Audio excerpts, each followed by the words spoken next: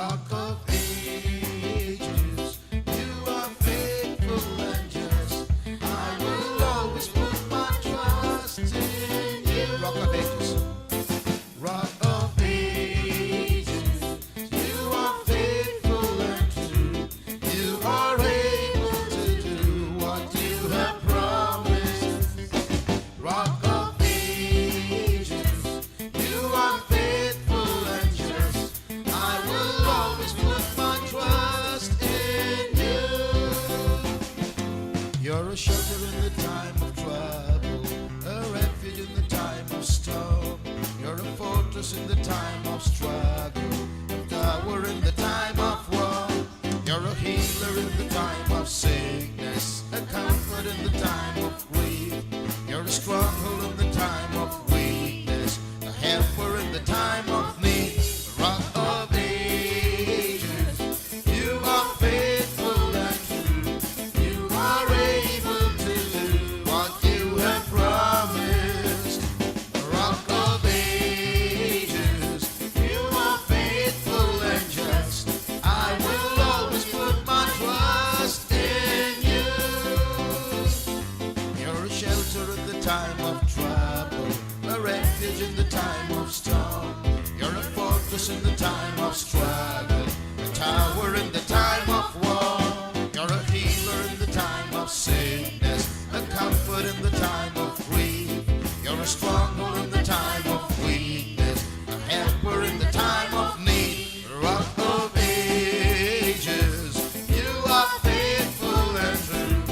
You are able to do what you have promised. You're the rock of ages, you are faithful and just. I will always put my trust in you. Rock of ages, rock of ages, you are faithful and true. You are able to do what you have promised. Rock of ages, you are faithful and just. I will always put my trust in you. I will always put my trust in you.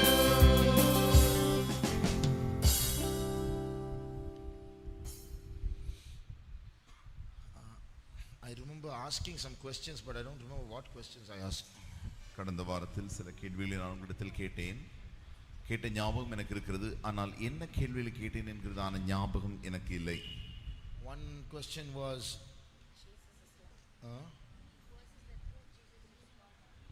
meaning of Babylon already over.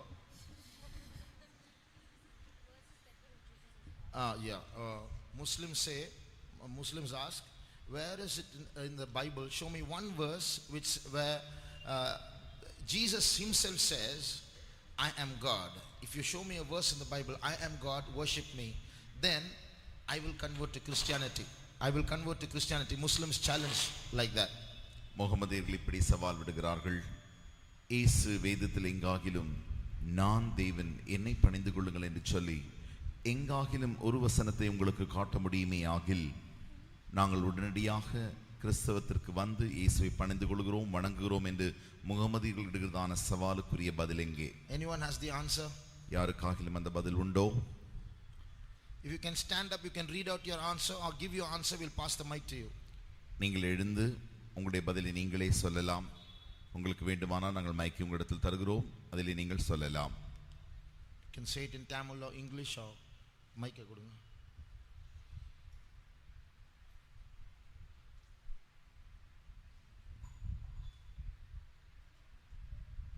ஸ்தோத்திரம். யோவான் 10:33 நானும் பிதாவும் ஒன்றாயிருக்கிறோம் என்று இயேசு சொல்கிறார். அதற்கு கீழே யூதர்கள் அவரை கல்லெறியும்படி கற்களை எடுத்துக்கொண்டார்கள்.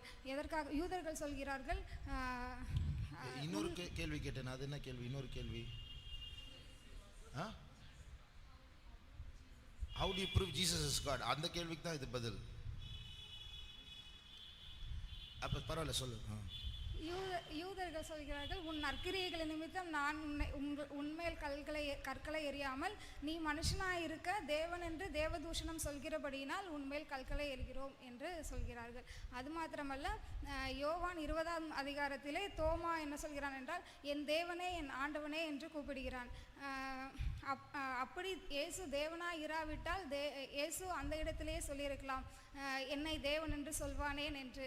ஏனென்றால் மற்றொரு சந்தர்ப்பத்தில் ஒருவன் இயேசுவை பார்த்து நல்ல போதகரே என்று சொல்லும்போது இயேசு கிறிஸ்து சொன்னார், என்னை ஏன் நல்ல போதகர் என்று சொல்கிறாய் என்று. ஸோ இந்த இடத்துல என்னை தேவன் என்று ஏன் சொல்லலைன்னு சொல்கிறதுனால ஜீசஸ் ஹிம்செல்ஃப் அவர் வந்து அக்செப்ட் பண்ணிக்கிறார், அவர் தேவன் சொல்லிட்டு.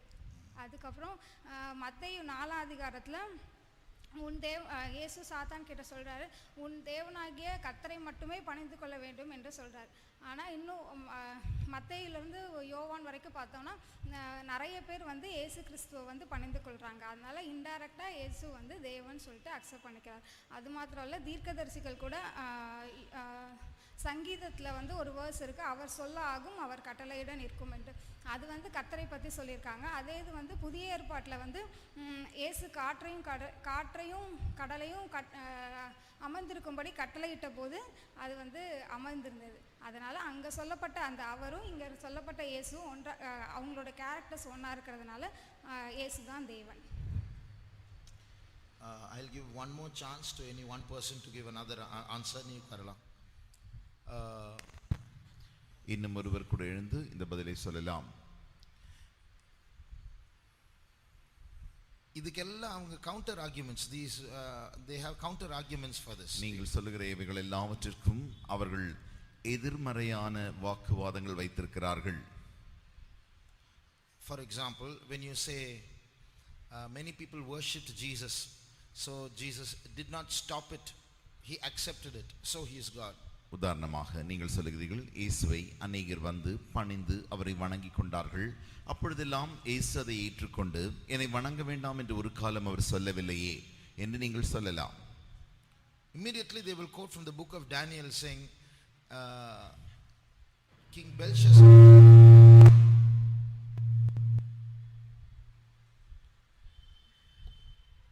Belshazzar he in the volume குறைச்சிருப்பாங்க, கொஞ்சம் குறைச்சு master.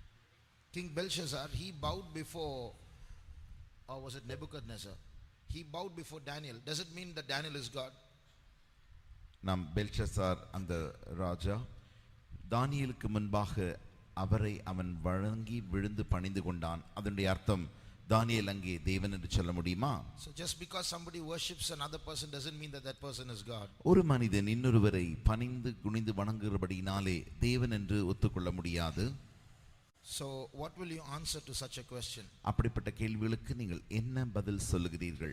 See, they will come prepared with counter answers when you ask questions. நீங்கள் இப்படி கேள்விகளை கேட்கும் பொழுது அவர்கள் எதிர்மறையான பதில்களோடு கூட வாக்குவாதங்களோடு இருக்கிறார்கள்.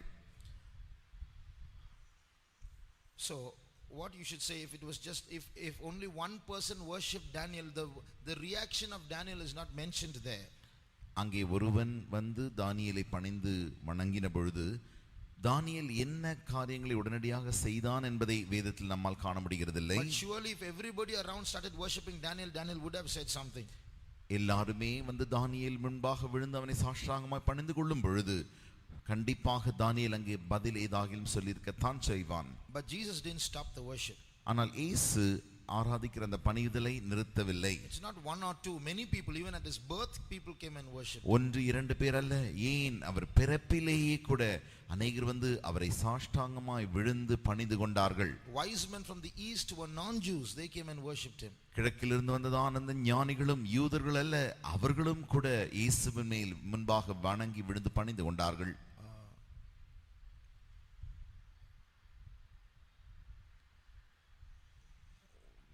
அடுத்த வசனம் என்ன, இன்னொரு வசனம்?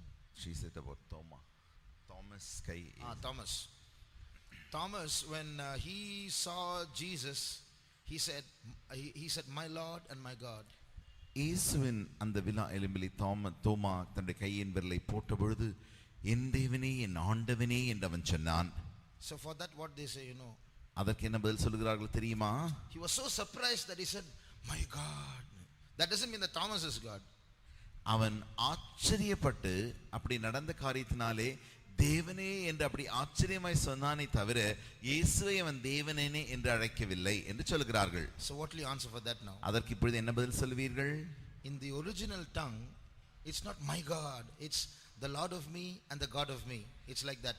So you can't say the Lord of me and the God of me. You can't exclaim like that, isn't it? மூல பாஷையில் அவன் என்ன சொன்னான் என்பதை நீங்கள் பார்க்கும் பொழுது என்னுடைய தேவனே என்னுடைய ஆண்டவனே என்று அவன் சொல்லுகிறான். அப்படி நாம் ஒருவேளை ஆச்சரியப்பட்டவன் சொல்லும் பொழுது யாருமே என்னுடைய தேவனே என்னுடைய ஆண்டவனே என்று ஒருவரும் சொல்ல மாட்டார்கள். Anyone else has any other answers apart from these? இதை தவிர வேறு ஏதாவது பதில்கள் மற்ற யாருக்கும் உண்டோ?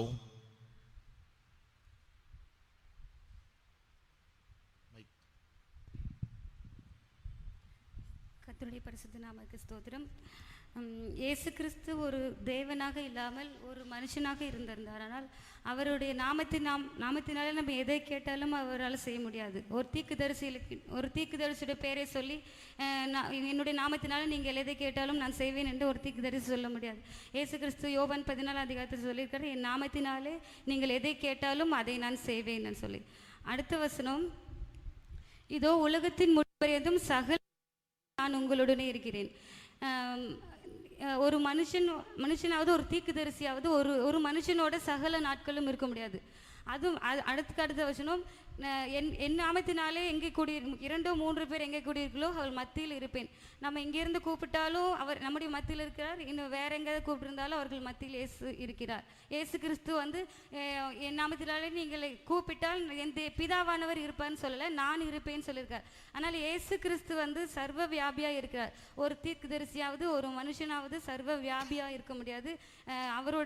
அவருடைய நாமம் வந்து அவர் நாமத்தினால கூப்பிடும்போது எல்லா இடங்களுக்கும் அவர் வர முடியாது. அடுத்தது என்னன்னா, ஒருவன் என்னை நிலைத்திருந்தால் என் வசனங்களை கை கொள்ளுவான் என்று சொல்லியிருக்கிறார். அது யோவான் 14 அதிகாரம் 23வது வசனத்தில், அவனில் பிதா அன்பாயிருப்பார், நாங்கள் அவனிடத்தில் வந்து அவனுடைய வாசமாக இருப்போம் சொல்றாரு. அது நாங்கள் சொல்றது, அதுக்கு முன்னாடி வந்து நீங்கள் வேண்டிக் கொள்ளும் போது சத்திய ஆவியாக தேற்றவாள்னு உங்களுக்கு அனுப்புவேன்னு சொல்லியிருக்காரு. இப்போ வந்து பிதாவில் அன்பாயிருக்கேன், பிதாவையும் மென்ஷன் பண்ணியிருக்காரு. அது இயேசு கிறிஸ்து சொல்றாரு, என்னில் நீங்கள் என் வசனங்களை கொண்டால் நாங்கள் உன்னிடத்தில் வந்து வாசமாக இருப்போம். இங்கிலீஷில் I will come and to him அப்படின்னு சொல்லி இருக்கு. அப்போ நமக்குள்ள வந்து ஒரு மனுஷனா ஒரு தேவனா இல்லாம இருந்தா நமக்குள்ள வந்து ஒருத்தர் வாசம் பண்ணவே முடியாது. அதனால இயேசு கிறிஸ்து தேவன் என்பதை இந்த இடத்துல நிரூபிக்கிறார். So we are now answering the first question now. இப்பொழுது முதல் கேள்விக்கு நாம் பதிலை சொல்லிக் கொண்டிருக்கிறோம். So it will be wise on you if you have been noting the verses, because after that you'll forget and someone asks you the question, you'll say what to answer now. Don't come back and ask me the questions again. நீங்கள் இப்பொழுது மற்றவர்கள் வசனங்களை சொல்லும் பொழுது ஞானம் உள்ளவர்களாக குறித்து வைத்துக் கொள்ள வேண்டும். ஏனென்றால் மற்றவர்கள் இதே கேள்வி நம்மை பார்த்து கேட்கும் பொழுது அப்பொழுது நமக்கு என்ன சொல்வது என்று எதன் அடிப்படையில் சொல்வது என்று பயந்து நமக்கு தெரியாமல் முடித்துக் கொண்டிருக்க வேண்டாம். Jesus said, lo, I am with you always, even unto the end of the world. That means even though Jesus is dead, he is with us here now. How can an ordinary human being make such a statement? இயேசு சொல்கிறார், இதோ உலகத்தின் கடைசி பரியந்தமும் நான் உங்களோடு கூட இருக்கிறேன். ஒரு மனிதன் இறந்து போன பிறகு எப்படி கடைசி வரைக்கும் கூட இருக்க முடியும்? So what they will counter argue for that is, that's not, you shouldn't take that literally, it's just figurative. உடனடியாக இதற்கு வாக்குவாதமாய் எதிர்மறை அவர்கள் சொல்லுகிற காரியம் என்னவென்றால், இந்த வார்த்தையை நீங்கள் அப்படியே எழுத்துக்குரிய வண்ணமாக எடுத்துக்கொள்ள கூடாது, இதற்கு ஒரு அர்த்தம் உண்டு என்று சொல்கிறார்கள். In a certain sense that is, don't worry, I'll be with you, we say, no, like that. அது வேறு ஒரு உணர்வுபூர்வமாக எடுத்துக்கொள்ளலாம். உதாரணமாக, கவலைப்பட வேண்டாம், நான் உன் கூட இருக்கிறேன், உன் கூட இருக்கிறேன் என்று சொல்கிறோமே, அது போல அவர் சொல்லியிருக்கிறார் என்று அவர்கள் சொல்லுகிறார்கள். In what sense can Jesus be with me if he's dead and gone? if இயேசு அப்படி மரித்து சென்று பாரேயானால் எந்த உணர்வுபூர்வமாக அவர் என்னோடு கூட இருக்க முடியும்? Then where 2 or 3 are gathered in my name, I am in their midst. எங்கே 2 அல்லது 3 பேர் நாமத்தினால் கூடுகிறார்களோ அவருடைய மத்தியில் நான் இருப்பேன் என்று இயேசு சொல்லி இருக்கிறார். An ordinary person can't say such words. ஒரு சாதாரணமான மனுஷன் இப்படிப்பட்டதான வார்த்தைகளை சொல்ல முடியாது. Now there's another verse that Jesus said, the Son of Man is Lord of the Sabbath. மனுஷகுமாரன் ஓய்வு நாளுக்கு பிதாவா இருக்கிறார் என்று வேறு ஒரு வசனத்தில் வாசிக்கிறோம். Who nominated the Sabbath? God the Father. யார் இந்த ஓய்வு நாளை ஆசரிக்க செய்வது? அதை பிதாவாகிய தேவன் ஒருவரே. If Jesus is only a prophet, how dare Jesus say the Son of Man, that is about himself, he is Lord of the Sabbath which the Father named? இயேசு ஒருவேளை மனிதனாக இருந்தால் பிதாவின் பெயரையே தன் பெயராக மாற்றிக்கொண்டு மனுஷகுமாரனாகிய நான் ஓய்வு நாளுக்கு தேவனாய் இருப்பேன் என்று எப்படி சொல்ல முடியும்? பிதாவாகிய தேவன் நியமித்த அந்த ஓய்வு நாளுக்கு இவர் ஆண்டவர் எப்படி சொல்ல முடியும்? இவர் ஆண்டவர் என்று எப்படி சொல்ல முடியும்? So that means Jesus is God there. அதனுடைய அர்த்தம் அங்கே இயேசுவே ஆண்டவராய் இருக்கிறபடியினால். Now the next question, அடுத்த கேள்வி, how will you answer a person who says who asks saying, show me one verse in the Bible where Jesus says, I am God, worship me and I'll be a Christian? வேதத்திலிருந்து எனக்கு குறைந்தபட்சம் ஒரு வசனமாகிலும் எடுத்து காட்டுங்கள், அங்கே இயேசுவே நானே ஆண்டவர், என்னை நீங்கள் வணங்கி பணிந்து கொள்ளுங்கள் என்று சொல்லப்படுகிறதான ஒரு வசனத்தை எடுத்து காட்டுங்கள் என்று சொன்னால் அதனுடைய பதில் என்ன? So anyone has the answer for that? அதற்கு யாராகிலும் பதில் உண்டோ? Anyone else? வேறு யாருக்காகிலும்?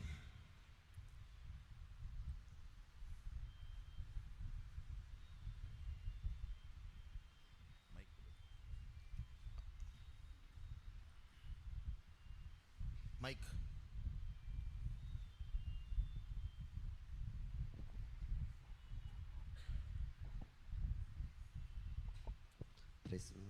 கர்த்தருக்கு ஸ்தோத்திரம். கர்த்தர் எனக்கு கிருபை கொடுக்கணும். சுத்தமாக தொண்டை போயிடுச்சு. ஆனால் எத்தனை பேருக்கு புரியுதுன்னு தெரியல. அண்ணன் கேள்வி கொடுத்த அப்புறம் கொஞ்ச நேரம் ப்ரே பண்ணேன், காடே ரிவீல் பண்ணணுன்ட்டு. ஆனாலும் என்னோடய மாம்சமானது நெட்டில் போய் தேடணும்னு சொல்லி தேடிட்டு இருந்தது. இந்த கொஸ்டின் நிறைய ஆன்சர்ஸ் இருந்தாலும், பேபிலோன் பற்றி தேடினாலும் இந்த கொஸ்டின் தேடின மாதத்தில் ஒரு 5 நிமிஷத்துலேயே கிடச்சிருச்சு.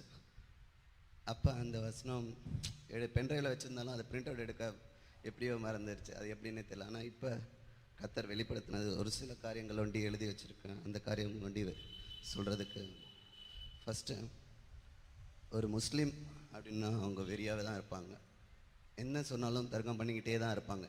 இது என்னுடைய வாழ்க்கையில் அது அநேக தரம் இது பண்ணியிருக்கேன். ஏன்னா எனக்கு முஸ்லீம் காலேஜில் படித்ததுனால 2 வருஷம்.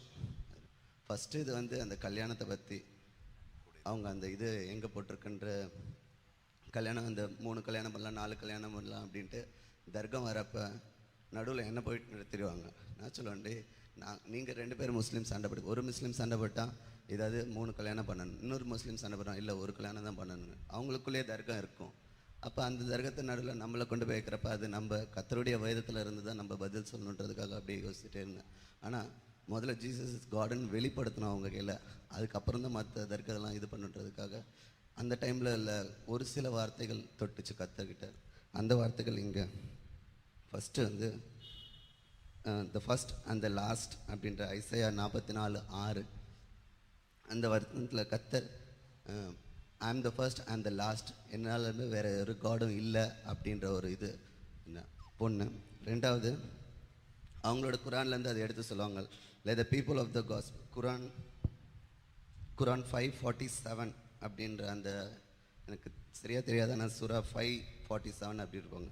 let the people of the gospel judge what Allah hath revealed therein, if any do fail to judge by the light of what Allah hath revealed are no better than those who rebel. அப்போ அந்த இடத்துல அந்த gospel, அந்த என்ன சொல்ற சத்தியம் கர்த்தர் தான். அப்போ அந்த சத்தியத்தை நீங்கள் வந்து ஜட்ஜ் பண்ணுங்க அப்படின்னு போட்டிருக்கு. அப்போ அந்த சத்தியம்னு அங்கே போட்டிருக்கிறது நம்மளோட பைபிளை தான் சொல்லுது. அதுவே ஃபஸ்ட்டு நம்மளுக்கு ஒரு அட்வான்டேஜ். அங்கேருந்து நம்மளுடைய தர்க்கம் இல்லை இது ஆரம்பிக்கலாம். ஜட்ஜ் த காஸ்பல் அப்படின்னு விடுறேன். What Allah reveal therein, if any do fail to judge by the light of அப்படின்னு போட்டிருக்கு. ப்ராக்கெட்டில் த லைட் ஆஃப். அப்போ ஜீசஸ் த லைட். அந்த வசனம் நம்ம சொல்லலாம். ஜான் 8:12. ஒன்று சத்தியம், த ட்ரூத். ஜான் 14:6 அப்படின்றதுல நம்மளுக்கு ஆதாரபூர்வமாக இருக்குது, he is the truth. And other one light, John 8:12 is the light அப்படின்றது இருக்குது. அப்போ அவங்க ப்ராக்கெட்லேயே போட்டிருக்கு த லைட்டுன்ட்டு. அடுத்தது he reveal are no better than those who rebel. அப்போ அவங்க முரட்டாட்டம் உள்ளவர்களாக தான் இருப்பாங்க. அப்போ முரட்டாட்டம் உள்ளவர்களாக இருக்கப்போ நிறைய அக்கிரமங்கள் செய்வாங்க, பாவங்கள் செய்வாங்க. அவங்க சொல்கிறது போல there is no one to forgive sins. அப்போ ஒரே ஒருத்தர் தான் ஃபர்கிவ் பண்ண முடியும், ஜீசஸ் கிரைஸ்ட் ஒருத்தரால் தான் ஃபர்கிவ் பண்ண முடியும். அது மார்க் 2:5-7 நம்ம படிக்கலாம். அப்போ he is the one who forgives the sins. First தர்க்கம், the first and the last. Second வந்து the light. Third the truth. Fourth one who forgives sins. So இந்த 4மே ஆதாரபூர்வமாக நம்மளால் நிரூபிக்க முடியும் that he is the only person in the world whom we can worship. Praise the Lord. இது திருப்பியும் first கொஸ்டினுக்கு ஆன்சர். நான் கேட்ட கேள்வி வந்து Jesus I am God worship mean எங்க பைபிள்ல சொல்லி இருக்கு? Where has he mentioned in the Bible? If you show me a verse, I will become a Christian, they say. How will you answer that? அவர்கள் சொல்லுகிறதான தர்க்கம் என்னவென்றால், இயேசு நானே தேவன், என்னையே நீங்கள் வணங்கி பணிந்து கொள்ளுங்கள் என்று ஒரு வசனமாகிலும் வேதத்திலிருந்து காட்டுங்கள், அப்பொழுது மாத்திரமே நாங்கள் இயேசுவை தேவன் என்று ஏற்றுக்கொள்வோம் என்று சொல்லுகிறார்கள். அதற்குரிய பதில் எங்கே?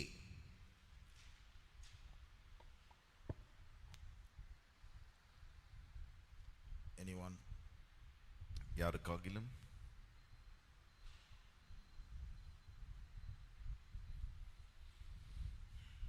Actually, you don't have to go into the Bible to give an answer for this. இதற்கு பதில் சொல்லும்படியாக நீங்கள் வேதத்திற்கு போக வேண்டிய அவசியமில்லை. Because it's not a biblical question. ஏனென்றால் அவன் கேட்கிறதான கேள்வி வேதத்தின் அடிப்படையிலான கேள்வி அல்ல. Prove to me that Jesus is God is a biblical question. இயேசுவே ஆண்டவர் என்று நிரூபி எனக்கு என்று சொல்லும் பொழுது அது வேதத்தின் அடிப்படையிலான கேள்வியாயிருக்கிறது. Show me one verse where the Bible Jesus says I am God is not a biblical question. இயேசுவே ஆண்டவர் என்று தன்னை அவர் ஆண்டவர் என்று வேதத்திலிருந்து எனக்கு ஒரு வசனத்தை நீ காண்பி என்று சொல்கிறானே, அந்த கேள்வி வேதத்தின் அடிப்படையிலான கேள்வி அல்ல. So how will you answer that question? இப்பொழுது இந்த கேள்விக்கு எப்படி நீங்கள் பதில் சொல்ல போகிறீர்கள்? You know why they offer such a daring challenges? Because they know very well that verse is not there. There's no statement like that in the Bible. வேதத்தில் இப்படிப்பட்டதான ஒரு வசனம் இல்லை என்பது அவர்களுக்கு நன்றாக இருந்தபடினாலே அவர்கள் இவ்வளவு தைரியமாக இப்படி அவர்கள் இந்த கேள்வி கேட்கிறார்கள். So we give them two answers. அதற்கு இரண்டு பதில்களை நாம் தருகிறோம். One, முதலாவதாக, who are you to make a statement by which you say only if such a statement is there then Jesus is God, otherwise he is not God? இப்படி ஒரு இயேசுவே ஆண்டவர் என்று இப்படி சொல்லப்படுகிறதான இந்த இயேசு நானே ஆண்டவர் என்று சொல்லப்படுகிறதான அந்த வசனத்தை நீ காண்பித்தால் தான் அவர் தேவன் என்றும், இல்லாவிட்டால் அவர் தேவன் இல்லை என்று சொல்லுவதற்கு நீ யார்? What made you make that condition as the authority for the deity of Jesus? இயேசுவே ஆண்டவர் என்று நிரூபிக்கும்படிக்கு இப்படி உனக்கு யார் இந்த தகுதியை உனக்கு தந்தது? Is there no other statement? There can be so many other statements. மற்ற வாக்கியங்கள் உண்டே. Secondly, இரண்டாவதாக, we can ask them, அவர்களை பார்த்து நாம் இப்பொழுது கேட்கலாம், when is the last time that you told anybody I am a man? நானே மனுஷன் என்று நீ வேறு யாருக்காகிலும் கடைசியாக எப்பொழுதாகிலும் நீ சொல்லி இருக்கிறாயா? எப்பொழுது சொன்னாய்? They will start wondering, I have never said that. உடனடியாக ஒரு ஆச்சரியமா யோசிப்பார்கள், நான் அப்படி சொன்னதே இல்லையே. You never told anybody I am a man, so you must be a monkey. நான் ஒரு மனுஷன் என்று யாருக்குமே சொல்லவில்லையே, ஆகினாலே இப்பொழுது நீ இப்படி சொல்லாதபடினாலே நீ ஒரு குரங்காக இருக்கலாமோ? Everybody looking at you knows that you are a man. You don't have to go up and say, you know I'm a man, you know I'm a man. எல்லாருமே உன்னை பார்க்கும் பொழுது நீ ஒரு மனுஷன் என்று ஒரு மனுஷன் என்று புரிந்து கொள்கிறார்கள். அவர்களிடத்திலே போய் நீ நான் ஒரு மனுஷன் என்று சொல்லிக் கொண்டிருக்க வேண்டிய அவசியம் இல்லையே. In the same way, அதே வண்ணமாக the way Jesus lived, the way he talked, his behavior, his character, his words, his miracles, they all prove that he is God. He doesn't have to go and tell everyone I'm God. இயேசு ஜீவித்ததான நாட்களில் அவருடைய ஜீவியம், அவருடைய குணாதிசயங்கள், அவர் செய்ததான செய்கைகள், அவருடைய நடக்கைகள், அவருடைய வார்த்தைகள், அவருடைய அற்புதங்கள், இவை யாவுமே அவரே தேவன் என்று நிரூபித்துக் கொண்டிருந்தபடியினாலே அவர் யாரிடத்திலும் போய் நான் தேவன் என்று சொல்ல வேண்டிய ஒரு அவசியமே இல்லை. Supposing a meeting is going on in a place and Queen Elizabeth walks into the room. ஒரு கூட்டம் இங்கே நடந்து கொண்டிருக்கும் பொழுது உதாரணமாக திடீரென்று எலிசபெத் ராணி இந்த அறைக்குள் வருவார்களே ஆகில், how will you see her? நீங்கள் எப்படி அவர்களை பார்ப்பீர்கள்? She will have a crown on her head. தலைமையில் அவர்களுக்கு ஒரு கிரீடம் இருக்கும். She will have a long robe. அவர்கள் நீண்ட அந்த ராஜரீக உடை அணிந்திருப்பார்கள். She will have bodyguards around her. அவர்களை சுற்றிலும் காவலர்கள் இருப்பார்கள். There will be a band playing as she enters in. அவர்கள் நடந்து முன்பாக வரும்போது அவர்களுக்கு முன்பாக வாத்திய கருவிகள், மேள தாளங்கள் வாசிக்கப்படும். All the people there will bow before her. எல்லா அங்கு நிற்கிறதான ஜனங்கள் அவர்களுக்கு முன்பாக தலை வணங்கி பணிந்து கொள்வார்கள். So will she need to come into the mic and say I am Queen Elizabeth. இப்படி வரும்பொழுது அவர்கள் நேரடியாக மைக்குக்கு முன்பாக வந்து நின்று நான் தான் எலிசபெத் ராணி என்று சொல்ல வேண்டிய அவசியம் உண்டோ? We know your majesty, carry on. நீங்கள் அப்படி ராணி என்று நாங்கள் அறிந்திருக்கிறோம், ஆகையினால் நீங்கள் தொடர்ந்து செல்லுங்கள் சொல்லுங்கள் என்று சொல்லுவோம். So in the same way, Jesus didn't have to go in those days proving that he is God. There are so many other things. The first question answers that, which prove that Jesus is God. அதே வண்ணமாக இயேசு இப்படி போய் எல்லா இடத்திலும் போய் தன்னை தேவன் என்று சொல்ல வேண்டிய அவசியமே இல்லை. இந்த காரியங்களே அவர் தேவன் என்று நிரூபிக்கப்பட்டபடினாலே அப்படி அவர் தேவன் என்று நாம் நிரூபிக்க வேண்டிய அவசியமும் இல்லை. In the first question, one statement to prove that Jesus was God is that Jesus said, I and my Father are one. முதல் கேள்விக்கு நாம் நிரூபிக்க வேண்டியதான பதில் ஒரு பகுதியில் உண்டு. ஏனென்றால் இயேசுவே சொல்லியிருக்கிறார், நானும் என் பிதாவும் ஒன்றாய் இருக்கிறோம். So immediately they will ask, well, I and my wife are one. So உடனடியாக அவர்கள் அதுக்கு சொல்லுகிற வாக்குவாதம் என்ன? நானும் என் மனைவியுமே ஒன்றாய் இருக்கிறோம், ஆகையினால் என்ன? I and my boss are one. So நானும் என்னுடைய எஜமானர் ஒன்றாய் இருக்கிறோம், ஆகையினால் அதனால் என்ன? It only shows oneness of mind. It doesn't mean equality. உடனடியாக அவர்கள் சொல்லுகிற காரியம் இது மனதிலே ஒருமை ஒன்றாய் இருப்பதை தான் காட்டுகிறதே தவிர ரெண்டு பேரும் சரி சமம் என்று காட்டுகிறது இல்லை என்று அவர்கள் வாக்குவாதம் செய்கிறார்கள். So when they argue like that, what will we answer? அப்படி அவர்கள் வாக்குவாதம் செய்யும் பொழுது நாம் என்ன பதில் சொல்ல வேண்டும்? Is it so? Then why did they take stones to throw at him? They understood what Jesus said in those days. Now you are giving a different interpretation. அப்படி என்றால் இயேசு அப்படி சொன்ன பொழுது உடனடியாக அங்கு இருக்கிற யூதர்கள் கற்களை பொறுக்கி அவர் மேல் எரியும்படி பொறுக்கி கொண்டார்கள். ஏனென்றால் அவர்களுக்கு உடனடியாக புரிந்துவிட்டது, இன்றைக்கு நீங்களும் நானும் தான் புரியாமல் இருக்கிறோம். So when they took up stones to throw on Jesus, immediately what should have Jesus? No, you misunderstood me. I didn't mean like that. I meant only mind, oneness of mind. Did Jesus say like that? இயேசு இப்படி சொன்ன மாத்திரத்தில் உடனடியாக அவர் மேல் கல்லெறியும்படி அவர்கள் எல்லாம் கற்களை பொறுக்கின மாத்திரத்தில் இயேசு உடனடியாக சொல்லியிருக்கலாம், இல்லவே இல்லை, நாங்கள் மனதில் தான் ஒன்றாயிருக்கிறோம் அப்படி என்று சொல்லிவிட்டிருக்கலாமே. Like you think. நீங்கள் நினைப்பது போல சொல்லியிருக்கலாமே.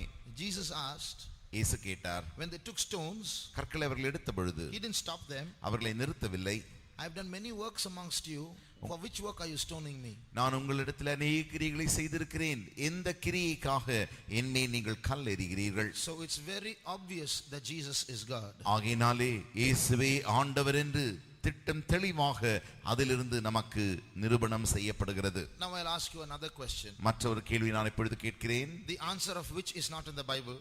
அதற்குரிய பதில் வேதத்தில் இல்லை. So you have to do some outside searching. ஆகையினாலே நீங்கள் வெளியே போய் இந்த காரியத்தை தேட வேண்டும்.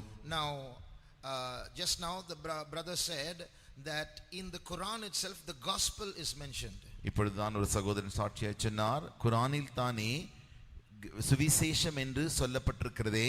Where Allah says, why do you come to me for judgment? You have the Injil or you have the gospel, you have the Torah. Go there, the judgment is there. Why do you have to come to me?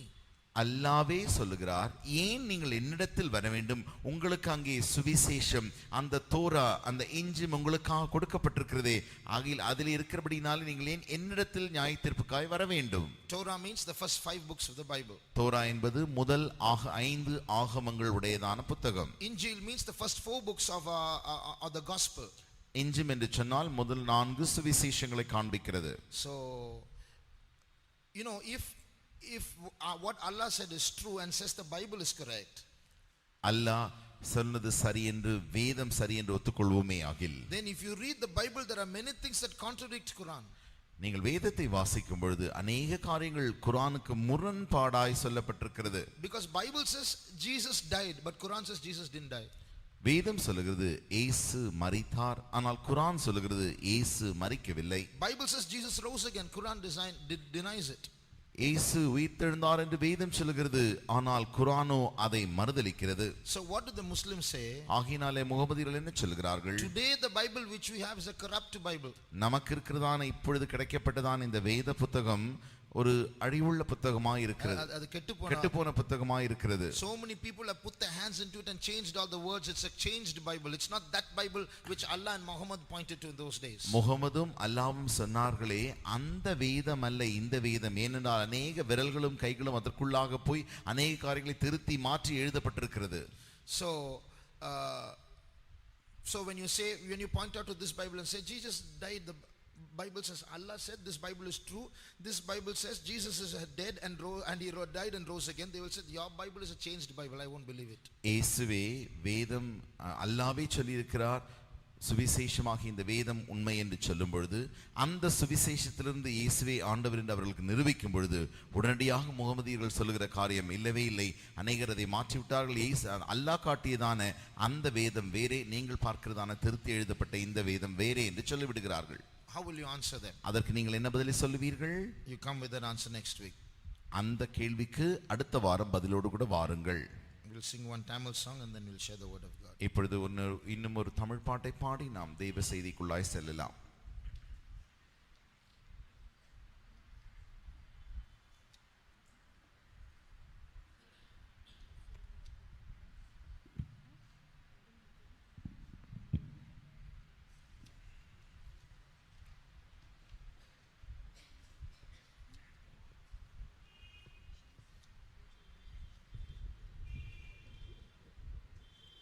One 6 Tamil.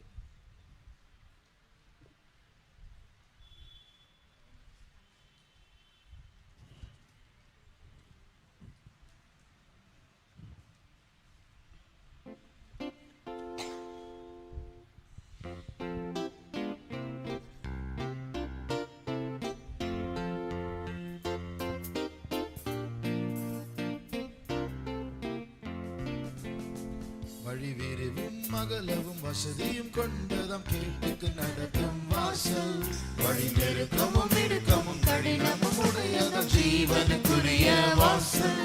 வழி உமக்கு தேவை, வழி செல்ல வாஞ்சை, வழியை தெரிந்தெடுப்பி, நல் வழியோ தீ வழியோ, வழி உமக்கு தேவை, வழி செல்ல வாஞ்சை, வழியை தெரிந்தெடுப்பி, நல் வழியோ தீ வழியோ, பரலோக பாதையில் சென்றிடும் எனக்கு இயேசுவே நல் வழிகாட்டி, அவர் ஆலோசனையும் கிருபையும் அளித்து நடத்துவதவராதென்னை.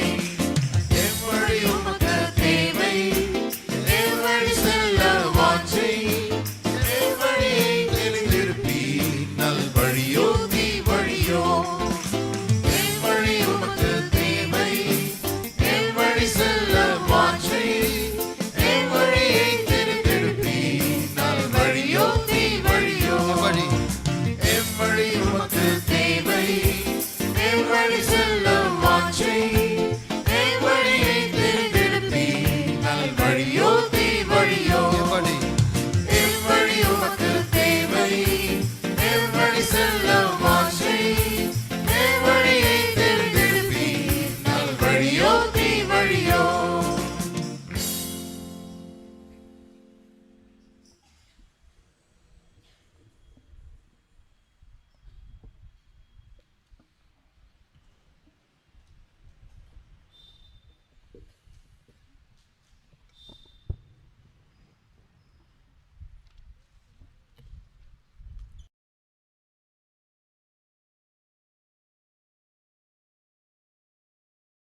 We are studying about the spirit of the golden calf these days.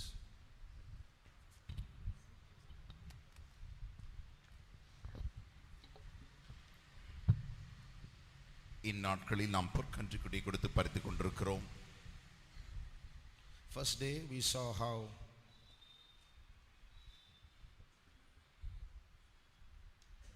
we are studying how the old paganistic religions are being revived in these days.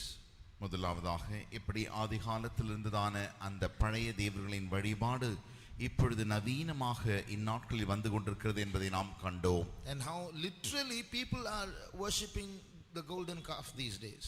எப்படி இந்நாட்களில் எழுத்துக்குரிய வண்ணமாகவே ஜனங்கள் பொற்கன்றி குட்டிகளை வணங்குகிறார்கள் என்று நாம் கண்டோம். But we are not concerned, but that's not our only concern, that literal golden calves are sprouting here and there. இந்த எழுத்துக்குரியதான பொற்கன்று குட்டி இங்கும் அங்குமாக வெளியாக வந்து கொண்டிருக்கிறதே, அது அல்ல நம்முடைய முக்கியமான ஒரு கண்ணோட்டம். Although that is a concern, our primary concern is how that spirit is attacking us these days. அது நமக்கு ஒரு கவலை தரக்கூடியதான ஒரு காரியமாக இருந்தாலும் கூட அதற்கு பின்பாக இருக்கிறதான ஆவி எப்படி இந்நாட்களில் ஜனங்களை தாக்குகிறது என்று காண்கிறோம். Read Ecclesiastes chapter 1 verse 9. பிரசங்கியின் புஸ்தகம் 1ஆம் அதிகாரம் 9ஆம் வசனத்தை வாசியுங்கள். 1:9. முன் இருந்ததே இனிமேலும் இருக்கும், முன் செய்யப்பட்டதே பின்னும் செய்யப்படும், சூரியனுக்கு கீழே நூதனமானது ஒன்றுமில்லை. So what happened before is happening again. Paganism, neo-paganism. முன் இருந்த காரியங்கள் திரும்பமாக நடந்து கொண்டிருக்கிறது. பழைய அந்த தேவர்களின் வழிபாடு இப்பொழுது நவீனமாக வந்து கொண்டிருக்கிறது. So it's like old wine in a new bottle. It's old religion in a modern garb. பழைய திராட்சை ரசமானது புதிய அந்த பாத்திரத்திலே வார்க்கப்பட்டது வண்ணமாக அந்த பழைய தேவதைகளின் வழிபாடானது புதிய தேவர்கள் அழைக்கப்பட்டு இப்பொழுது வழிபட்டு வருகிறது. So the spirit of the Lord, the spirit of the golden calf, it makes us quickly deviate as a mass, as a whole, in groups, in crowds and societies. It quickly takes us away from God. இந்த பொற்கன்று குட்டியின் ஆவி என்று சொல்லுகிறதான அந்த ஆவியானது ஜனத்தை, திரளான கூட்டத்தை தேவனிடத்திலிருந்து மாறாக சீக்கிரமாய் அவர்கள் தள்ளி மறக்க செய்து கொண்டு போய் விடுகிறது. Secondly, இரண்டாவதாக, it reduces the glory that we have around us. நம்மை சுற்றிலும் இருக்கிறதான அந்த மகிமையை அது குறைக்கிறது. And as an extension of this, thirdly, இதனுடைய தொடர்ச்சியாக மூன்றாவதாக, read Exodus chapter 32 and verse 25. யாத்திராகம புஸ்தகம் 32ஆம் அதிகாரம் 25ஆம் வசனம். ஜனங்கள் தங்கள் பகைவருக்குள் அவமானப்படத்தக்கதாக ஆரோன் அவர்களை நிர்வாணமாக்கி இருந்தான். அவர்கள் நிர்வாணமாய் இருக்கிறதை மோசே கண்டு. So here we read that the people were naked. இங்கே ஜனங்கள் நிர்வாணமாய் இருந்தார்கள் என்று வாசிக்கிறோம். So there was an unclothed dancing going on there. அங்கே நிர்வாணமான நடனம் நடந்து கொண்டிருக்கிறது. So that's a third aspect of the spirit of the golden calf. அதுதான் இந்த பொற்கன்று குட்டியின் ஆவியின் மூன்றாவது பக்கமாக பகுதியாக இருக்கிறது. Today nakedness is being glorified as though it is fashionable. இந்நாட்களில் தானே நிர்வாணமானது நன்றாக மகிமைப்படுத்தப்படுகிறது.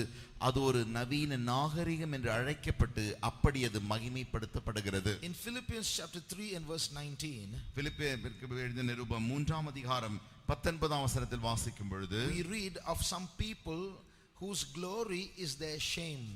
அங்கே நாம் வாசிக்கிறோம், சிலருடைய மகிமை அவருடைய மகிமை என்னவென்றால் வெட்கமே அவர்களுக்கு மகிமையாக இருக்கிறது. அவர்களுடைய முடிவு அழிவு, அவர்களுடைய தேவன் வயிறு, அவர்களுடைய மகிமை, அவர்களுடைய லட்சையே, அவர்கள் பூமி கடுத்தவைகளை சிந்திக்கிறார்கள்.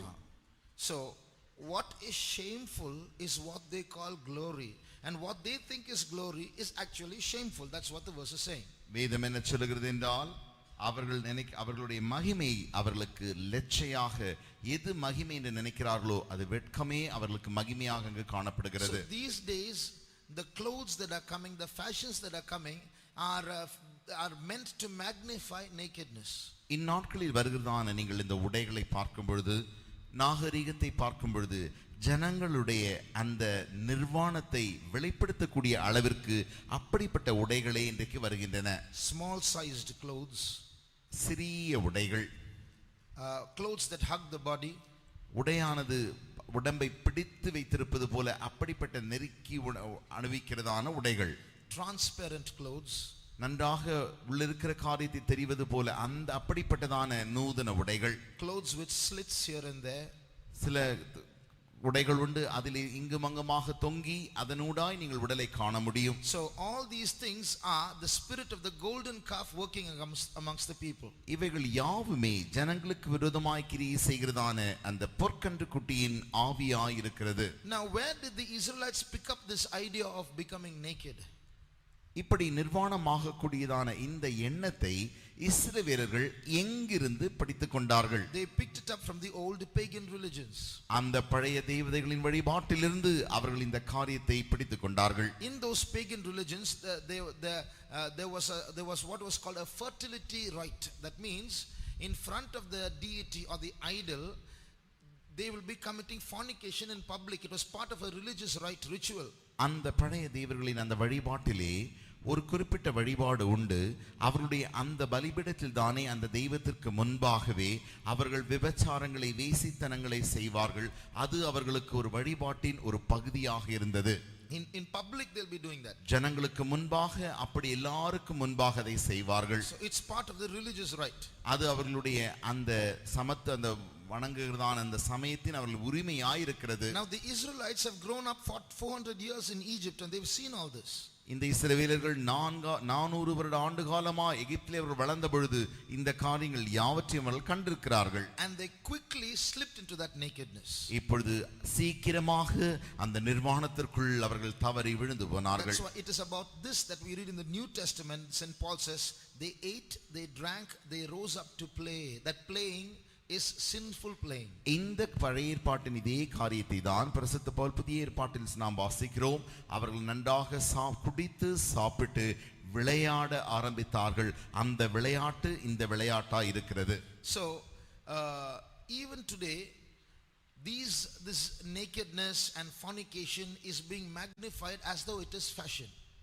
இந்நாட்களிலும் கூட இந்த நிர்வாணமானது, விபச்சாரம் என்கிற அந்த வேசித்தனமான காரியம் நாகரிகம் என்று அழைக்கப்பட்டு அப்படி ஜனங்களுக்கு முன்பாக வெளிப்படுத்தப்படுகிறது. A few years ago there was a fashion show in one of the colleges in the city. சமீப நாட்களில் கொஞ்சம் ஆண்டுகளுக்கு முன்பாக சென்னை பட்டணத்தில் இருக்கிறதான ஒரு கல்லூரியிலே இந்த நாகரிக உடை போட்டி என்று சொல்கிறதான ஃபேஷன் ஷோ நடைபெற்றது. One girl who had just come into salvation, அப்பொழுதுதான் ரட்சிக்கப்பட்டு வருகிறதான ஒரு பெண் இருந்தாள். She passed a comment about that fashion show. அந்த நடக்கிறதான அந்த ஃபேஷன் ஷோவை குறித்து அவள் ஒரு காரியத்தை சொன்னாள். She said of the participants, of all those who took part, the person who was most naked got the first prize. அவள் சொன்ன காரியம் என்னவென்றால், அந்த போட்டியிலே யாரெல்லாம் நிறைய பேர் பங்கு பெற்றார்கள், யாருக்கு முதல் பரிசு கிடைத்தது என்றால், எவ்வளவு அதிகமாய் அந்த தன்னுடைய நிர்வாணத்தை வெளிப்படுத்தினாரே அந்த நபருக்கு தான் பரிசு கிடைத்தது என்று சொன்னாள். So that's where the world is going. That spirit of the golden calf is leading them. அங்கேதான் உலகம் அப்படி போய் கொண்டிருக்கிறது. இந்த பொற்கன்று குட்டியின் ஆவி அவர்களை அதனூடாய் அங்கே நடத்தி கொண்டிருக்கிறது. But when heaven looks at this nakedness, பரலோகமானது இந்த நிர்வாணத்தை நோக்கி பார்க்கும் பொழுது, it is something abominable in God's sight. தேவனுடைய பார்வைக்கு அது அருவருப்பானதா இருக்கிறது. It's a sign of shame, but the devil is making people do that willingly and then laughs at us. அது வெட்கத்தின் அடையாளமா இருக்கிறது. ஆனால் பிசாசோ அதை ஜனங்கள் மனப்பூர்வமாய் செய்ய செய்து அதை கண்டு அவன் நகைக்கிறான். Sometimes some small children, they do some funny things.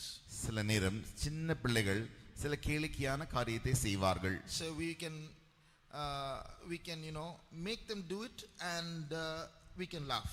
நாம் அவரை அப்படியே அந்த கேளிக்கையான காரியங்களை செய்து அதை பார்த்து சிரிக்கலாம்.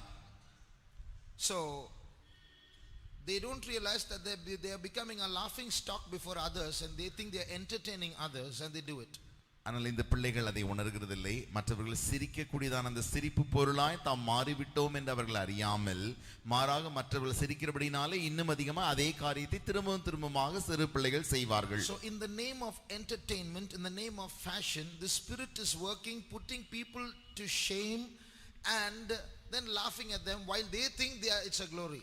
கேளிக்கை என்றுதான் அந்த பெயரினாலே அப்படி ஜனங்களை அவன் பிசாசு செய்ய செய்து அவர்களை கண்டு அங்கே பிசாசு இப்பொழுது நகைத்துக் கொண்டிருக்கிறான். In the olden days itself, when some enemies were trapped, as a sign of mockery, the enemy kings would tear their garments and make them half naked and send them back.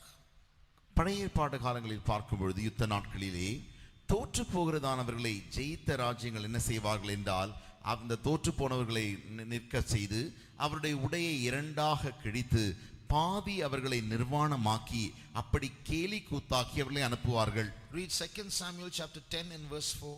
2 Samuel 10ஆம் அதிகாரம் 4ஆம் வசனத்தை வாசியுங்கள். அப்பொழுது ஆனோன் தாவீதின் ஊழியக்காரரை பிடித்து அவர்களுடைய ஒரு பக்கத்து தாடியை சிரைத்து அவர்களுடைய வஸ்திரங்களை இருப்பிடம் மட்டும் வைத்துவிட்டு மற்ற பாதியை கத்தரித்து போட்டு அவர்களை அனுப்பிவிட்டான். So he tore half their garments and sent them naked. அவருடைய வஸ்திரங்களை இரண்டாய் கிழித்து பாதியை கத்தரித்து விட்டு அவர்களை இப்பொழுது பாதி நிர்வாணமாய் திருப்பி அனுப்பினான். Read also Isaiah chapter 20 and verse 4.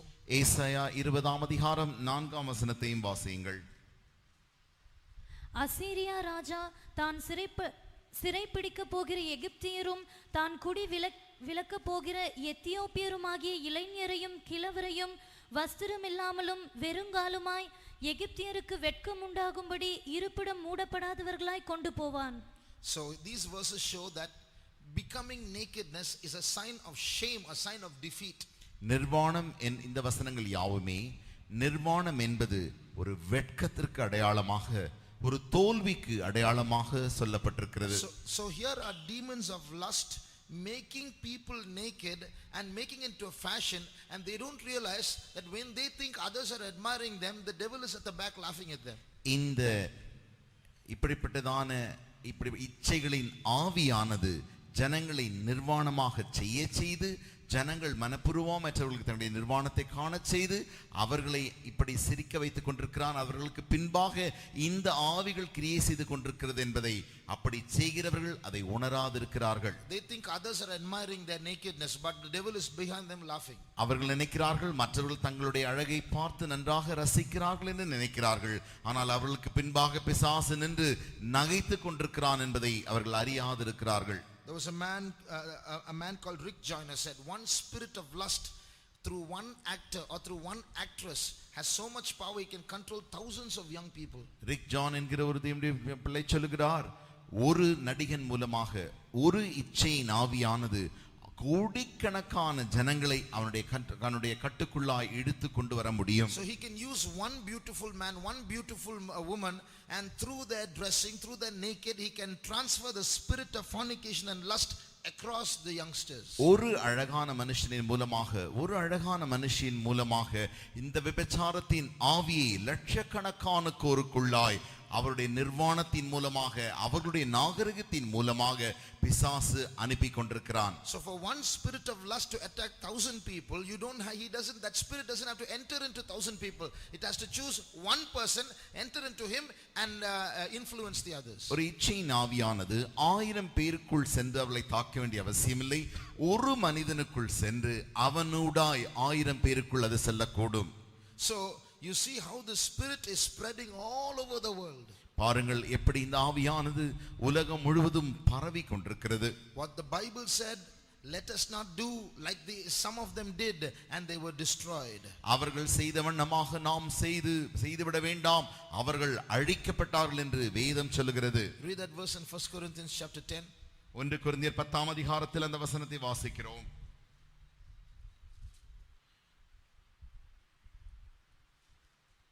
As it is written, they ate and drank and rose up to play. From the previous verse. அவர்கள் குடித்து புசித்து 7ஆம் வசனம் 6-7 வாசி. அவர்கள் இச்சித்தது போல நாமும் பொல்லாங்கானவைகளை இச்சியாதபடிக்கு இவைகள் நமக்கு திருஷ்டாந்தங்களாய் இருக்கிறது. ஜனங்கள் புசிக்கவும் குடிக்கவும் உட்கார்ந்து விளையாட எழுந்திருந்தார்கள் என்று எழுதியிருக்கிறபடி அவர்களில் சிலர் விக்கிரக ஆராதனைக்காரர் ஆனது போல நீங்களும் ஆகாதிருங்கள். So here we read of eating and drinking and playing. You don't be like that, the Bible says. இங்கே நாம் வாசிக்கிறோம் புசிக்கவும் குடிக்கவும் விளையாடவும் ஆரம்பித்தார்கள், அவர்களைப் போல் ஆகாதிருங்கள் என்று நாம் வேதத்தில் வாசிக்கிறோம். So as that spirit spreads throughout the world, இந்த ஆவியானது முழு உலகத்திலும் பரவ we can get attacked in two ways. நம் இரண்டு பக்கங்களில் நாம் தாக்கப்படக்கூடும். One, we'll want to dress like that. நாம் முதலாவதாக நாமும் கூட அவர்களைப் போலவே உடை அணிவிக்க வேண்டும் என்று விரும்புகிறோம். When we come to Yabes, we'll dress decently, but when we go out before others, when we move in society, we'll want to be like them. நாம் இங்கே யாபேசுக்கு வரும்பொழுது நன்றாக உடை உடைத்து வருகிறோம். மற்ற நேரங்களில் மற்ற சமயங்களில் அவர்களோடு எல்லாம் செல்லும் பொழுது அவர்களைப் போலவே நாமும் உடையை அணிவித்துக் கொள்கிறோம். So we don't realize the dirtiness and the abomination behind it. இதற்கு பின்பாக ஒரு அருவருப்பானது அவ்வளவு அசிங்கம் மறைந்திருக்கிறது என்பதை நாம் உணராமல் இருக்கிறோம். One day one servant of God scolded some young girls in his church. ஒரு முறை ஒரு தேவனுடைய ஊழியக்காரர் தன் சபையில் இருக்கிறதான வாலிப சகோதரிகளை அவர் நன்றாக திட்டினார். he kind of described their dressing and said, why are you doing like this? அவர்கள் அணிவித்ததான அந்த உடையை நன்றாக வர்ணித்து ஏன் இப்படி செய்கிறீர்கள் என்று கேட்டார். So the girls came to him after the meeting and said, brother, why are you talking all these things? கூட்டம் முடிந்த பிறகு இந்த வாலிப சகோதரிகள் பிரதர் இடத்தில் வந்து, பிரதர் ஏன் நீங்கள் கூட்டத்தின் மத்தியில் இப்படியெல்லாம் பேசுகிறீர்கள்? It's so why do you talk all these things? இந்த காரியத்தை இப்படிப்பட்ட காரியங்கள் எல்லாம் ஏன் நீங்கள் கூட்டத்தில் பேசுகிறீர்கள்? கூட்டத்தில் நீங்கள் ஏன் பேசுகிறீர்கள்? So that brother said, when I talk itself it doesn't sound nice to you. You are doing it, then imagine how it is. நான் பேசுவதையே உங்களால் சகித்துக் கொள்ள முடியவில்லையே, நீங்கள் அதை செய்கிறீர்களே, அப்பொழுது உங்களை பார்த்து நீங்கள் யோசித்து பாருங்கள் என்று சொன்னார். The problem is, when we do those things we don't realize how it affect others. That's the problem. நாம் செய்யும் பொழுது சில காரியங்களை அது மற்றவர்களை எப்படி தாக்குறது, நம்ம எப்படி தாக்குறது என்று நாம் விளங்கிக் கொள்கிறது இல்லை, அது மற்றவர்களுக்கு தான் விளங்குகிறது. So it will attack us like this. It will make us do that. நம்மை முதலாவதாக அப்படி செய்து நம்மை தாக்குகிறது. On a higher level, உன்னதமாக நாம் பார்க்கும் பொழுது we won't dress like that. நாம் அப்படி உடையை அணிவிக்க மாட்டோம். But it will invoke our evil passions when we see such things. நாம் அப்படிப்பட்டதான காரியங்களை பார்க்கும் பொழுது பொல்லாதான அந்த ஈர்ப்புகளை மேல் நம்மை ஈர்க்க செய்கிறது. Our lusts will be provoked when we see such things. அப்படிப்பட்டதான காரியங்களை நாம் பார்க்கும் பொழுது நம்முடைய இச்சைகளானது, நமக்குள் இருக்கிற இச்சைகள் தூண்டப்படுகிறது. So personally you may not dress like that. தனிப்பட்ட விதமாக நீங்கள் அப்படி உடையை அணிவிக்காமல் இருக்கலாம். But when you might see such pictures, you might see such movies, you might see such people, and your lust might be invoked. ஆனால் நீங்களோ அதை அனுபவிக்காமல் மாறாக அப்படிப்பட்டதான படங்களையோ அப்படிப்பட்ட ஜனங்களையோ உடை அனுபவித்து அப்படிப்பட்ட நபர்களையோ நீங்கள் பார்த்து அந்த உடைய இச்சையை நீங்கள் பூர்த்தி செய்து கொள்வீர்கள். How do we protect ourselves against that spirit? இப்படிப்பட்டதான ஆவிகளிலிருந்து எப்படி நம்மை காத்துக் கொள்வது? Read Genesis chapter 2, the last verse. ஆதியாகமம் 2ஆம் அதிகாரம் கடைசி வசனத்தை வாசியுங்கள். ஆதாமும் அவன் மனைவியும் ஆகிய இருவரும் நிர்வாணிகளாயிருந்தும் வெட்கப்படாதிருந்தார்கள். Both were adults, both were naked, but they were not ashamed. இரண்டு பேருமே வயதிலே மூத்தவர்களாயிருக்கிறார்கள், இரண்டு பேருமே நிர்வாணியாயிருக்கிறார்கள், ஆனால் இரண்டு பேரும் வெட்கப்படாதிருக்கிறார்கள். Adam, when he looked at Eve, there was no lust for Adam. ஆதாம் ஏவாளை பார்த்த பொழுது அவனுக்கு எந்த இச்சையும் உண்டாகவில்லை. When Eve looked at Adam, there was no lust for Eve. ஏவாள் ஆதாமை பார்த்த பொழுது எந்த இச்சையும் உண்டாகவில்லை. There was a glory in their mind which maintained innocence, like a small baby can run naked and without being ashamed. Like that, they had a childlike mind, Adam and Eve. ஆதாமுக்கும் ஏவாளுக்கும் எப்படி ஒரு குழந்தை நிர்வாணமாக ஓடினாலும் அதை குறித்தது ஒன்றும் அறியாமல் இருக்கிற அந்த அறியாமையை போல அவருடைய மனதானது குழந்தையை போன்றதான மனதுடையதாய் தேவனுடைய மகிமையானது அவருடைய மனதை சுற்றி காத்தது. So some people say, there was a glory covering Adam and Eve. There was no glory covering Adam and Eve. There's no verse like that. There was a glory covering Adam and Eve. This verses, they were naked.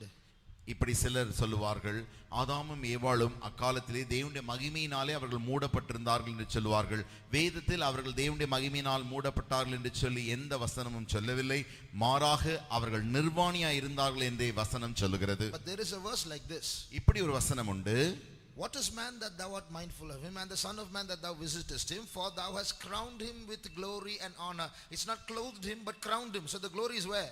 மனுஷனை நீ நினைக்கிறதற்கும் அவனை நீர் விசாரிக்கிறதற்கும் அவன் எம்மாத்திரம் நீர் அவனை உடைய மகிமையினாலும் உடைய கிருபையினாலும் முடி சூட்டுகிறீர். அவனுக்கு முடி சூட்டப்படுகிறதே தவிர அவனை அங்கு அவனால் மூடப்படவில்லை. So the glory is in the head. ஆகையினாலே மகிமையானது தலையின் மேல் அவர்களுக்கு இருக்கிறது. It was in the mind. மனதில் தான் இருக்கிறது. So when they saw nakedness, it did not provoke any lust in them. ஆகையினாலே அவர்கள் நிர்வாணத்தை பார்த்த பொழுது அந்த நிர்வாணம் அவர்களுக்குள்ளே எந்த இச்சையையும் தூண்டவில்லை. Read Genesis chapter 3. இப்பொழுது ஆதியாகமம் 3ஆம் அதிகாரத்திலே After they ate the fruit, I think it's verse 7. 7ஆம் வசனத்தில் வாசிக்கிறோம். அப்பொழுது அவர்கள் இருவருடைய கண்களும் திறக்கப்பட்டது.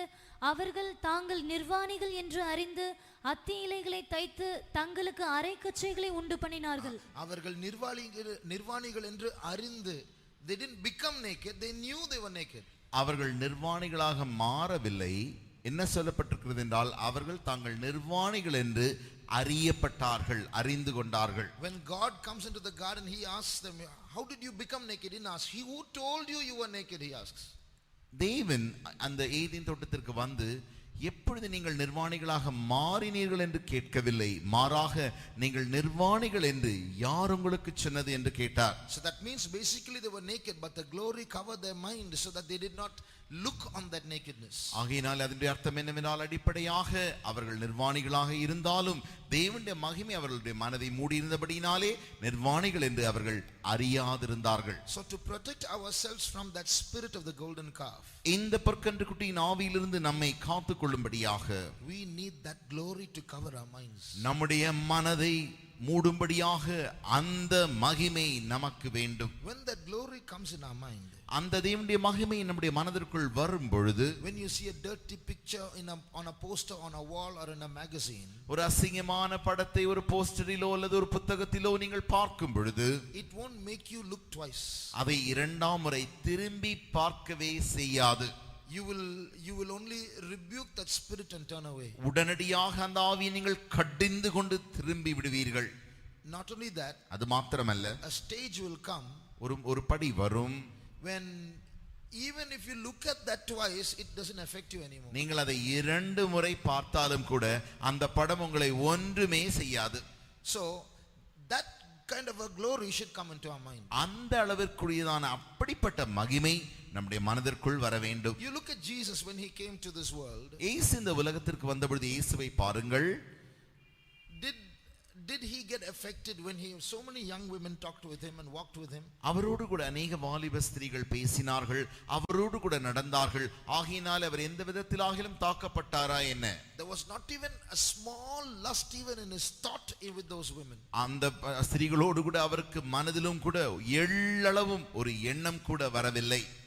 His mind was pure. அவருடைய மனதானது சுத்தமானதா இருந்தது. So when our mind gets covered with that glory of God, தேவனுடைய மகிமையினாலே நம்முடைய மனது மூடப்படும் பொழுது, even if you look at a naked picture, நீங்கள் ஒரு நிர்வாண படத்தை பார்த்தாலும் கூட, what will you do? நீங்கள் என்ன செய்வீர்கள்? You will see that person as God's creation. தேவனுடைய சிருஷ்டியாகவே அந்த நபரை நீங்கள் பார்ப்பீர்கள். And there won't be any lust provoking you. உங்களுக்குள்ள எந்த லட்சியமும் உங்களை தூண்டாது. You'll only feel sad and sorry for them. You'll pray, Lord, please, they don't know, Lord, please deliver them. நீங்கள் அவர்களுக்காக பரிதபித்து, ஆண்டவரே அவர்கள் இப்படி உங்களை அறியாமல் இருக்கிறார்கள், ஆகையினால் தான் இப்படி செய்கிறார்கள் என்று நீங்கள் அவர்களுக்காக ஜெபிக்க ஆரம்பிப்பீர்கள். And you will fight against those spirits that are working in their lives. அவர்களுடைய வாழ்க்கையிலே கிரியை செய்கிறதான அந்த ஆவிக்கு விரோதமாய் நீங்கள் போராடி ஜெபிப்பீர்கள். I've told you of the story of a young girl who got trapped in pornography and prostitution. ஆபாசத்திலும் வேசித்தனத்திலும் பீடிக்கப்பட்டிருந்ததான ஒரு வாலிப சகோதரி குறித்ததான சாட்சியை நான் உங்களுக்கு சொன்னேன். Her name is Shelly Lubin. அவர்களுடைய பெயர் Shelly லியூபின். When she got saved, அவர்கள் ரட்சிக்கப்பட்ட பொழுது, and she got delivered from hardcore pornography, அவர்கள் கடும் முறையில் இருக்கிறதான ஆபாசத்திலிருந்து அவர்கள் விடுவிக்கப்பட்டார்கள். Now she started an organization that is working against pornography. இப்பொழுது ஆபாசத்திற்கு விரோதமாய் கிரியை செய்கிற ஒரு அமைப்பையே அவர்கள் உருவாக்கி இருக்கிறார்கள். She is participating in debates and speaking against pornography. தர்க்கங்களில் அவர்கள் பங்கெடுத்து ஆபாசத்திற்கு விரோதமாய் அவர்கள் பேசிக் கொண்டிருக்கிறார்கள். She is able to address human beings, men, and say, I am able to look at you with clean eyes as a brother. அவர்கள் அநேக மனுஷர்களை பார்த்து, ஆண்களை பார்த்து சொல்லுகிறார்கள், உன்னை என்னால் நல்ல கண்களோடு கூட பார்க்க முடிகிறது என்று சொல்லுகிறார்கள். She said, God has delivered me so much I don't even watch television anymore. தேவன் என்னை இவ்வளவாக விடுவித்தபடினாலே இப்பொழுது நான் தொலைக்காட்சி கூட காண்பதில்லை என்று சொல்லுகிறார்கள். So we need that glory to come back in our minds. நம்முடைய மனதிலே அப்படிப்பட்டதான தேவனுடைய மகிமை திரும்பவும் நமக்கு வர வேண்டும். Shall we close our eyes? நாம் நம்முடைய கண்களை மூடுவோமா? It's not the nakedness of a person that is a problem. It's the nakedness of our mind that is a problem. ஒரு மனிதன் நிர்வாணமாய் இருப்பதல்ல நமக்கு பிரச்சனை, நம்முடைய மனது நிர்வாணமாய் இருக்கிறதே அதுதான் பிரச்சனை. God must clothe our minds once again with his glory. தேவன் மறுபடியுமாக நம்முடைய மனதை தேவனுடைய மகிமையினால் மூட வேண்டும். Young brother, young sister, வாலிப சகோதரனே, சகோதரியே, outside nobody knows. வெளிப்பிரகாரமாய் யாருக்கும் தெரியாது. But inside your mind many lusts might be struggling within you. உன்னுடைய மனதிற்குள்ளாய் अनेक இச்சைகள் உன்னோடு கூட போராடி கொண்டிருக்கின்றன. How many young boys and girls want that glory of Jesus Christ to cover your mind? எத்தனை பேருடைய மனதிற்குள்ளாய் இயேசு கிறிஸ்துவின் மகிமை உனக்குள் வர வேண்டும் என்று விரும்புகிறீர்கள். So even if you look on nakedness, nothing affects you. நிர்வாணத்தையே நீங்கள் பார்த்தாலும் ஒன்றும் உங்களை சேதப்படுத்தாது. How many want such a glory? அப்படிப்பட்ட மகிமை எத்தனை பேருக்கு வேண்டும்? Fill my mind, Lord, with that glory. ஆண்டவரே என்னுடைய மனதை அந்த மகிமையினாலே நிரப்பும். Lift up your hands. உடைய கரத்தை உயர்த்துங்கள். We are now lifting up our hands in witness that we want that glory. நமக்கு தேவனுடைய மகிமை வேண்டும் என்று சொல்வதற்கு அடையாளமாக நம்முடைய கரத்தை நாம் உயர்த்தி இருக்கிறோம். Young brother, young sister, if God can give a porn actress such a holy mind, God can give you and me that holy mind. வாலிப சகோதரி சகோதரியே, அப்படிப்பட்ட ஆபாச நடிகைக்கு தேவன் ஒரு பரிசுத்த மனதை தருவாரே ஆகில் நமக்கும் தருவது நிச்சயம் அல்லவா? We are not here to speak philosophy. We are here to follow the living God. நாங்கள் இங்கே தத்துவத்தை பேச நாம் கூடவில்லை, ஜீவனுள்ள தேவனை பின்பற்றும்படியாகவே கூடியிருக்கிறோம். We are not here to speak empty words and go. We are here to be filled with the power of God. வெறும் வார்த்தைகளை பேச நாங்கள் இங்கு வரவில்லை, தேவனுடைய வல்லமையினால் நிரப்பப்படவே வந்திருக்கிறோம். We are here to experience that Jesus, what he said, is true. இயேசு சொன்ன காரியங்கள் உண்மை சத்தியம் என்று அனுபவிக்கும்படியாகவே நாம் இங்கு வந்திருக்கிறோம். For some time we are going to go on praising God. கொஞ்ச நேரம் நாம் தேவனை தொடர்ச்சியாய் ஸ்தோத்திரிக்க போகிறோம். When we praise God, நாம் தேவனை ஸ்தோத்திரிக்கும் we are பொழுது going to glorify God through our praises. நம்முடைய துதிகளினாலே தேவனை மகிமைப்படுத்த போகிறோம். We are going to exalt our King of Kings and Lord of Lords. ராஜாதி ராஜாவை கர்த்தாதி கர்த்தரை நாம் உயர்த்தி கொண்டே இருக்க போகிறோம். As you meditate on God with your mind and say praise the Lord, praise the Lord, praise the Lord, நீ உன்னுடைய மனதில் நன்றாக தியானித்து தேவனை தியானித்து ஆண்டவரே உமக்கு ஸ்தோத்திரம் கர்த்தருக்கு ஸ்தோத்திரம் என்று நீ சொல்லும் பொழுது a glory from that holy heaven will come and surround your mind. பரிசுத்த பரலோகத்திலிருந்து ஒரு மகிமை இறங்கி உன் மனதை சூழக் கொள்ளும். Heaven is full of holy glory. பரலோகமானது பரிசுத்த மகிமையினாலே மாத்திரமே நிறைந்திருக்கிறது. God is holy. தேவன் பரிசுத்தராய் இருக்கிறார். Jesus is holy. இயேசு பரிசுத்தராய் The இருக்கிறார். Holy Spirit is holy. பரிசுத்த ஆவியானவர் பரிசுத்தராய் இருக்கிறார். Angels are holy. Angels. தூதர்கள் பரிசுத்தர்களாய் இருக்கிறார்கள். The dead saints are holy. மரித்த பரிசுத்தவான்கள் பரிசுத்தர்களாய் இருக்கிறார்கள். But only this part of the kingdom of God where you and I are there, that's the problem, that's the struggle is going on. நீங்களும் நானும் இருக்கிறோமே, இந்த சிறிய தேவனுடைய ராஜ்யத்தின் ஒரு பகுதி மாத்திரமே இந்த போராட்டம் நடந்து கொண்டிருக்கிறது. But heaven wants to cover us with that glory. என்றாலுமோ அந்த மகிமையினாலே பரலோகம் நம்மை மூட வாஞ்சிக்கிறது. Let this darkness be turned into light. இந்த இருளானது வெளிச்சமாக மாறட்டும். Let this nakedness be turned into God's glory. இந்த நிர்வாணமானது தேவனுடைய மகிமையாய் மாறட்டும். For some time keep on praising God. கொஞ்ச நேரம் தொடர்ச்சியாய் கர்த்தரை ஸ்தோத்திரிப்போமாக.